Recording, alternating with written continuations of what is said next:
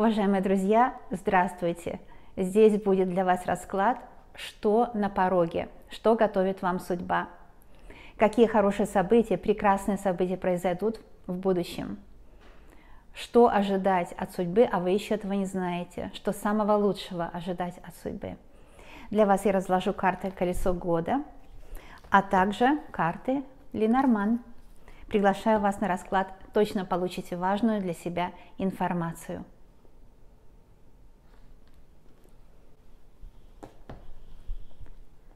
Ну что ж, давайте будем раскладывать «Колесо года».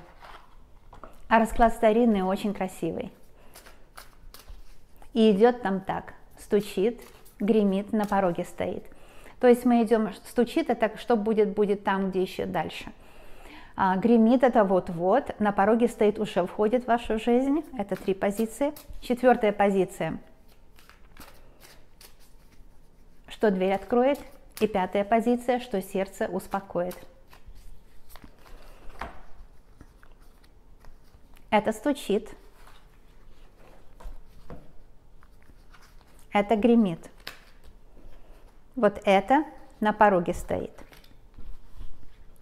Вот эти 3 карты дверь откроют. И эти 3 карты сердце успокоят. Давайте будем смотреть. Интересно, как будет все складываться, и высшие силы обязательно дадут совет, помогут вам. Ну вот, а что стучит? Стучит вам в жизнь, да, как Христос стучит вам в сердце, чтобы вы открыли двери к новой жизни. А какой новой жизни? Просто жить для любви, потому что Христос в переводе означает любовь. Это я пример привела такой библейский, да, потому что Таро, кстати, часто библейские примеры приводит. Итак, что к вам стучит?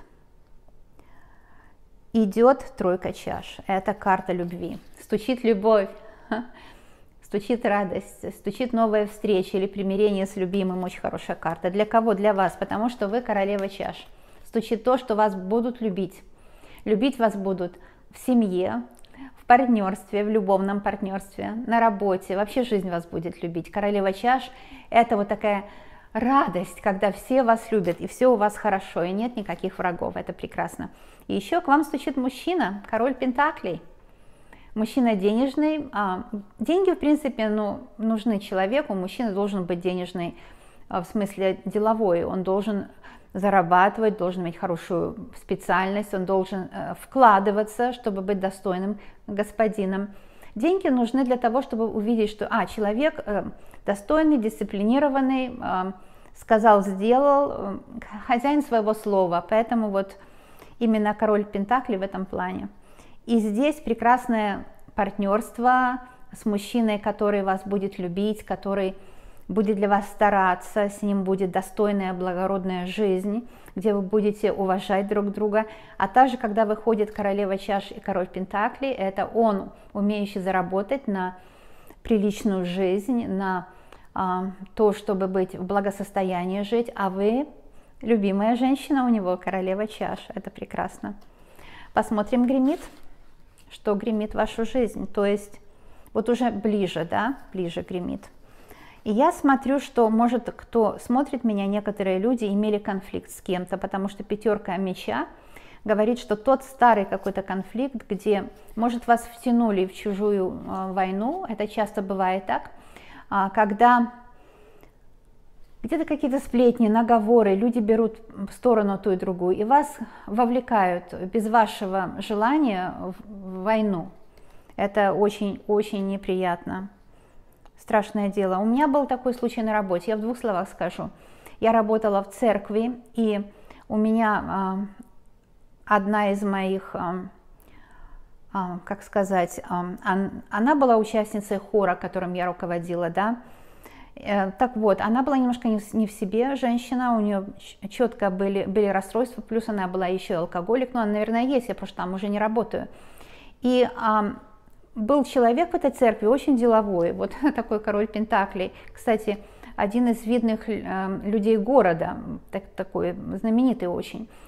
Но он уже был в возрасте, 80 лет, он любил пошутить немножко так, знаете. А тогда еще был Facebook, помните? Ну, может, у вас еще есть, у меня уже нет Facebook. Я не делаю этого. Так вот, он Facebook какую-то шутку сделал, что ли, там женщина в купальнике, вот, но она тоже у него была вот в этой ленте, да, и она, это, потому что больная, восприняла на себя, что это он и задел ее женское достоинство, пошла, заявила на него, и там был очень, очень сильный конфликт, жуткий конфликт в церкви. Мало того, она сказала, хоть я не могла такое сказать никогда, потому что я, во-первых, уважаю Дона, этого мужчину, во-вторых, я знаю ее пунктик, в-третьих, я никогда такую шутку на себя не приму. Она сказала, что и Лена тоже согласна со мной, что он провокативно пошутил. И, в общем, кошмар. Я когда услышала, я была в шоке. Как мне доказать, что я не говорила такого? Как? Ну, конечно, свидетелей не было, потому что я никогда такого не говорила. Но факт остается фактом, что человек вовлек меня не в мою войну. И это было ужасно неприятно. Просто отвратительно, потому что я этого Дона очень уважаю. Так вот, к чему я говорю? Что это пример я просто вам привела такой, что, может быть, вас вовлекли не в вашу войну. И это разбило вам нервы, испортило нервы. Да, мне это испортило нервы, мне было неприятно, потому что я стою за другие ценности, да, в жизни. И мне это было очень противно даже где-то. И я вспоминаю, когда я вижу пятерку меча, эта история просто вам как бы намек на то, что может быть похожая какая-то ситуация у вас. Или в семье вас вовлекли не в вашу войну, да, где-то. Мать часто это делает, манипулируя детьми, очень часто. Дети, подростки очень часто манипулируют. То есть где-то была какая-то манипуляция, вам испортили нервы. И я хочу сказать, что смотрите, вот стучит, гремит, да, гремит что? Это восьмерка пентаклей. Работаете, знаете, что это означает? Вообще-то карта кузнеца – это карта мага на самом деле. Это как маг, потому что кузнец раньше был как маг. Он работал с металлами, он притворял одно в другое. И здесь говорится о том, что не обращайте внимания на сплетни или с любимым человеком вас кто-то поссорил. Просто живите своей жизнью, знаете, что вся эта ерунда уйдет навсегда. Вот восьмерка пентаклей такая правильная карта, да. Здесь еще кузнец изображен, который работает. Вообще живите так, как живете, и не обращайте внимания на склоки.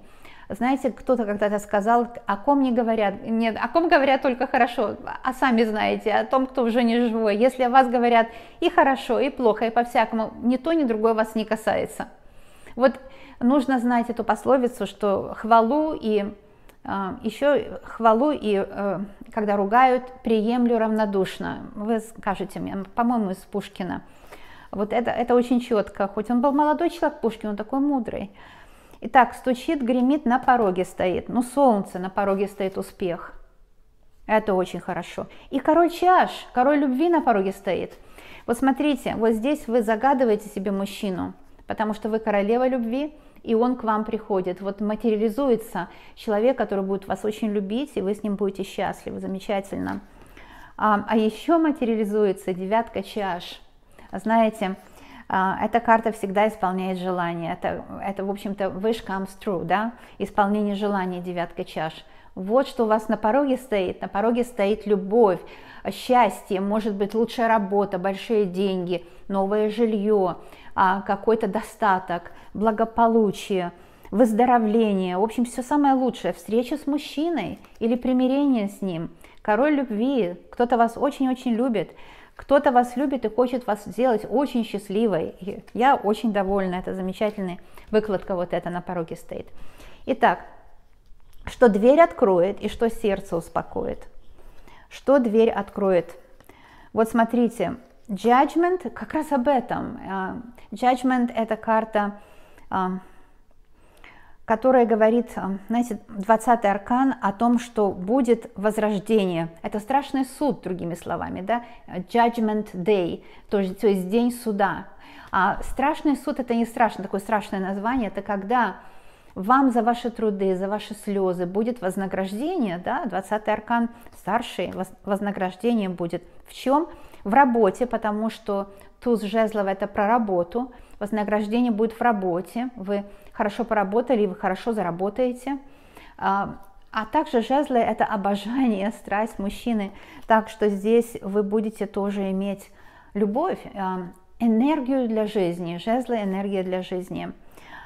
Тройка меча здесь выходит, и тройка меча говорит о том, что, вы знаете, вот эти враги, о которых я говорила, как карты, да, вот показывают все, эти враги, они будут наказаны, будет обратка им идти. Вот эта карта говорит, что вам хотели проткнуть сердце, и эти люди получат свою же бумеранг, можно сказать, а у вас будет все хорошо. Будет справедливость, восторжествует справедливость. Хоть эта карта и страшный суд, но она говорит о том, что по заслугам будет вам дано, и по заслугам будет дано тем, кто вас обижал. Так что не волнуйтесь в этом плане. А теперь я посмотрю еще 3 карты, и они будут, чем сердце ваше успокоится. Здесь еще один король. В раскладе у нас с вами здесь 3 короля. Король любви, король чаши же был, король денег был. Это может быть один мужчина, который любит и достойно зарабатывает. И еще король жезлов вместе с королевой жезлов, пара. Это что вам сердце успокоит. Любимый человек, вы скажете, может быть, я уже в возрасте пенсионерка, зачем мне любовь? Любовь нужна в любом возрасте. Любовь, она разная бывает, да, но без любви жить невозможно, потому что, без радости, да, любовь имеется в виду радость. Любить можно просто жизнь, любить можно, конечно, человека, внука, мужчину, родителя, работу, профессию. Когда человек любит, он радуется. Вырабатывается гормон радости, окситоцин. Кто не знает, есть такой гормон радости, который невозможно получить, если нет в сердце легкости и радости. И энергия дается человеку только тогда для жизни, когда вот этот гормон радости присутствует. Он в любом возрасте должен быть. Так что вы скажете, да, женщина молодая может и без любви прожить. А женщина уже зрелая обязательно должна иметь любовь в своей жизни. К чему угодно любовь, но любовь бывает разная. Без любви человек в возрасте не получает вот этого гормона, который молодой человек имеет, легче ему добыть его, да. Поэтому вообще не обращайте внимания на возраст. Я знаю, есть такие культуры в мире, к сожалению, которые смотрят на возраст как диагноз, но очень обидно, да. А вы не обращайте внимания. Собаки лают, караван идет. Это не ваше дело, это не о вас идет речь. И карта дьявола это об этом, что я только что рассказала.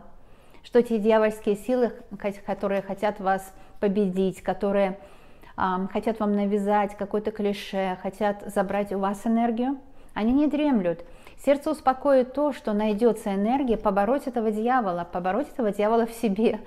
Например, когда мы лучше за собой ухаживаем, да, например, побороть дьявола в отношениях, вот здесь идет речь об отношениях, а когда мы все-таки нажимаем на эти кнопки у друг друга несознательно, которые расстраивают, обижают друг друга, а когда мы, наоборот, сознательно ищем те кнопки друг у друга, которые, наоборот, помогают человеку поверить в себя, и эти кнопки труднее найти, они спрятаны, дьявол их прячет. Дьявол показывает вам легкие кнопки, сказать, ты опять сделал плохо, ты опять там не туда чашку поставил, ты опять не с той ноги встал, не знаю, можно обвинить чем угодно. Такую кнопку дьявол вам показывает на виду, что вот сюда нужно нажать. Точно таким же образом, как первое, что приходит в голову, съесть это сахар, например. Или по отношению к себе первое, что приходит в голову, да, у меня ничего не получится, да, вот забудьте, это все дьявольские проделки. На самом деле вы энергичный человек. Это может быть вы как пара и не только. Это может быть вы как инь-янь в одном человеке. То есть ваша энергия – это мужское понимание, как марсианское, и ваша просто удача, женское понимание, венерианское. Эти две энергии складываются для того, чтобы вы победили этого дьявола. И не общались тоже с дьявольскими людьми, потому что, как говорил Христос, не садитесь обедать с нечестивыми.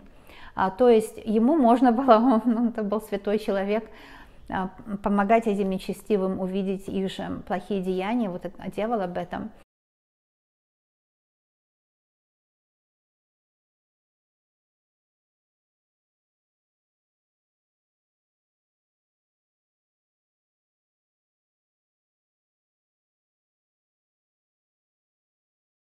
Но мы, люди, должны выбирать ту среду, которая с нами созвучна, нас поддерживает, нам помогает.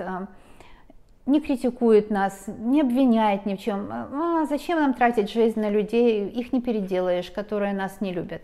То есть здесь не садитесь обедать с нечестивыми, но это такое символическое, а на самом деле не делайте того, что создаст у вас вражескую среду. Что такое вражеская среда? Да, само понятие вражеская среда говорит о том, что это среда, от которой нужно избавляться. Вот такой расклад, на мой взгляд, конструктивный, все по делу, все как нужно. А если у вас есть какие-то замечания касательно моих видео, пожалуйста, оставляйте в комментариях, ставьте пальчик вверх или вниз обязательно. А также подписывайтесь, потому что здесь все для вас. Я делаю, конечно, расклады для подписчиков. И это абсолютно вам ничего не стоит подписка. Это означает, наверное, принадлежать группе людей, которая вам помогает. Это очень важно. Таким образом вы Вселенной показываете, что вы человек благопорядочный, и подписка вот это и означает. А я вас всех люблю, обнимаю, медвежьи обнимашки, воздушный поцелуй для всех вас. И будем видеться тогда, когда вам нужна будет встреча с лучшим преданным другом в моем лице и советы от моих карт. Я знаю, что мы еще увидимся. До скорых встреч, друзья. Пока.